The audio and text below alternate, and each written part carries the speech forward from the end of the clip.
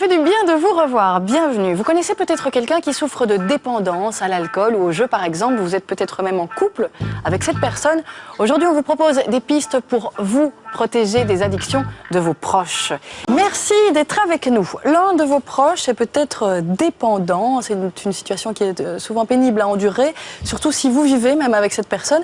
Alors aujourd'hui, on va tracer des pistes pour vous aider à vous protéger de cette situation nuisible en espérant que votre attitude ait une influence positive sur celle de votre conjoint. Voilà, et on en parle avec vous, Marie-Pierre Prudhomme, bienvenue. Vous êtes de Esneux, dans la province de Liège.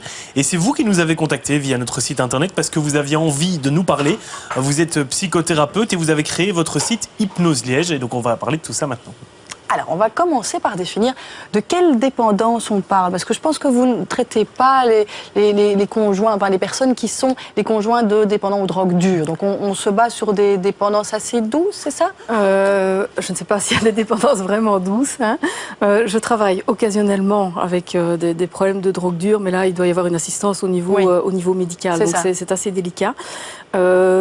En fait, moi, le message que j'ai envie de faire passer, c'est un message vraiment d'espoir pour les personnes qui vivent un quotidien qui est souvent très très lourd avec des personnes qui sont dans la dépendance et de faire passer ce message que par son attitude personnelle, il y a moyen d'inviter l'autre à se mettre dans une sorte de conditionnement qui va l'inviter à se prendre lui en main, en charge. D'accord. On va revenir à cette méthodologie, mais pour revenir quand même à cette précision, dans les personnes que vous traitez, quels sont les types de dépendances que vous rencontrez? Alors, il y a des dépendances classiques, entre guillemets, je vais dire, comme l'alcool. Il y a le cannabis, et il y a des dépendances qu'on ne considère peut-être pas toujours nécessairement en tant que telle, dépendance au porno, dépendance au travail. En fait, tout ce qui fait qu'on se focalise, on s'hyper-focalise sur quelque chose jusqu'à en oublier son entourage et soi-même. D'accord, très bien. Alors justement, le cas peut-être le plus fréquent qu'on rencontre et qu'on connaît peut-être dans notre entourage, c'est peut-être l'alcoolisme qui est devenu finalement un peu moins tabou. Et finalement, voilà, on connaît peut-être tous quelqu'un qui a tendance à sortir 2-3 fois par semaine pour aller boire un coup. Et en réalité, la personne qui vit avec cet homme ou cette femme, hein, c'est pas forcément un homme qui est alcoolique, la personne qui vit avec ce conjoint dépendant est en grande souffrance en réalité. En très grande souffrance. Et quels sont les sentiments qui peuvent l'habiter? La culpabilité, l'impuissance et puis un oubli de soi. Hein. Donc on en vient vraiment à être focalisé sur l'autre, être inquiet. Où est-ce qu'il est, où est-ce qu'elle est, avec la voiture, sans la voiture. Et donc là, de vraiment changer toute sa vie pour être dans une sorte d'attente et de mise à disposition de l'autre. Il y a la honte aussi qui risque de nous éloigner de notre entourage, parce qu'on est gêné de ce qui arrive à son niveau conjoint. Social, de voir, mais tiens, quand l'autre est dans un tel état, quelle image est-ce qu'il donne de lui, mais de moi aussi. Mais la première chose que vous dites, alors, c'est qu'on n'est pas responsable de l'état de dépendance de notre conjoint? Ou bien on peut s'imaginer que c'est parce que ça se passe pas bien entre nous, que du coup... On peut se l'imaginer, mais on n'est pas responsable. Mauvaise idée, d'accord, on n'est pas responsable. On n'est pas responsable, on n'est vraiment pas responsable de la façon dont l'autre intègre une information ou de la façon dont l'autre réagit à une information. Il a tout son bagage, il a son histoire personnelle, il a ses blessures. D'accord. On n'est pas responsable, mais néanmoins, on peut faire certaines choses qui vont pouvoir l'aider. Alors justement, quelles sont les pistes positives qu'on peut mettre en place? Si j'ai bien compris, il va commencer par s'agir de s'occuper de soi avant de s'occuper de la dépendance de l'autre. Comment est-ce qu'on procède? Charité bien ordonnée commence par soi-même.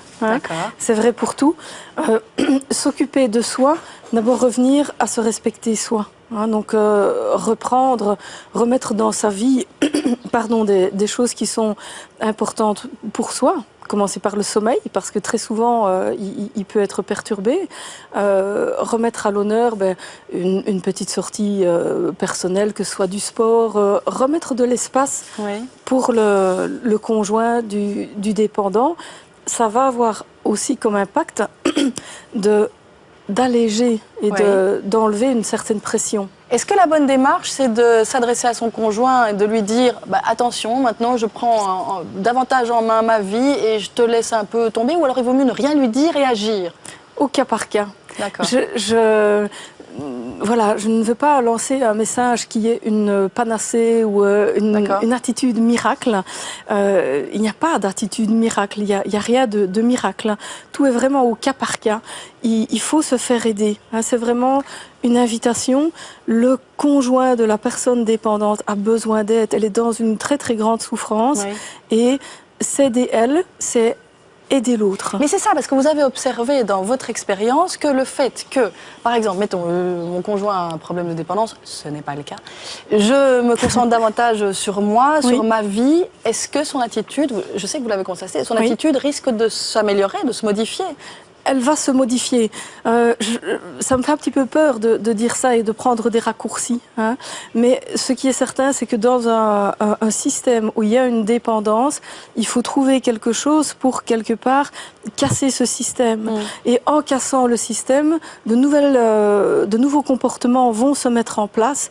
Et en étant aidé, en étant accompagné par un thérapeute, on va mettre des choses spécifiques en place qui ont pour but de rendre l'autonomie à la personne. C'est ça, c'est un mot important. Autonomie. L'autonomie qui peut aller jusqu'à la rupture en réalité. Il ne faut pas se l'interdire. Il ne faut pas se l'interdire, mais ce n'est pas la seule voie. Non, non, bien sûr, et ce n'est pas du tout la solution qu'on prône aujourd'hui, bien au contraire. Mais ce que je veux dire, c'est qu'à partir du moment où on décide de se concentrer sur ses propres besoins, mais peut-être que ça peut nous mener simplement à nous séparer d'un être qui ne nous est plus que toxique. Ça peut, mais voilà, c'est une des solutions. Viser à avoir un comportement qui va rendre de l'autonomie à chacun. Et alors là, on peut reconstruire quelque chose ensemble. D'accord. Est-ce que vous pourriez nous donner un petit exemple concret en quelques secondes? J'ai une belle histoire. C'est une jeune personne, c'est une jeune dame qui m'a démarché. Elle était enceinte et elle avait envie que quand le bébé arrive, le papa ne soit plus dépendant. On a fait un très très beau travail ensemble, un très très beau travail. On a mis la focale sur les moments où lui ne consommait pas. Ouais. Donc, pour leur donner plus de valeur, de bonheur à ce moment-là. Voilà. Donc moi je travaille en thérapie orientée solution. Ça veut dire qu'on se focalise sur ce qui fonctionne. Un petit moment où il n'y a pas de consommation, eh bien ça c'est la fête. Et on regarde comment ça fonctionne et on se sert de ce modèle-là pour le dupliquer. Donc d'une consommation qui était quotidienne, on est passé à une consommation à 2 fois par semaine. Et puis on s'est réjoui de voir que c'était plus qu'une fois par semaine. Et on a fêté ça, pas au champagne.